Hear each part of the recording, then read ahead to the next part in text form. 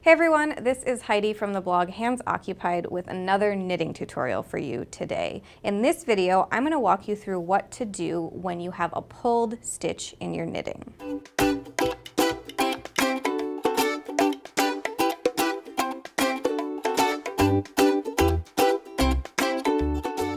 So in front of me right here, I have this little swatch of stockinette stitch.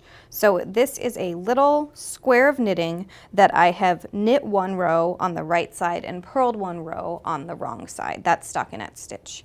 But you can see here we've got a little problem, a snag actually. So right here, you can see that this loop has gotten caught on something. Let's say it got caught on a button or a zipper or walking by a door handle, whatever. There's a lot of ways for you to pull your stitches in knitting when they're done.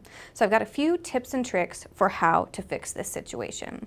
So what we're gonna do is grab a knitting needle. You can also grab just a straight pin or a tapestry needle, or if you're looking at a pulled stitch in something much finer like this machine-made stockinette stitch from my cardigan here, you can buy special tools that look a little bit like weird crochet hooks. It's like a mix of a weird crochet hook and a seam ripper that help you fix pulled stitches in your clothing. But for demonstration's sake, we're looking at a larger stitch right here, and I'm just going to use my knitting needle. So what we're going to do here is take a close look at what's happening. And as we take that close look, you can see that this pulled stitch connects through the top of the stitch above it and then tightens up around the far side and got pulled all the way to the left right here. So what we're going to do first, and a lot of times what I'm about to do can fix the pulled stitch right away.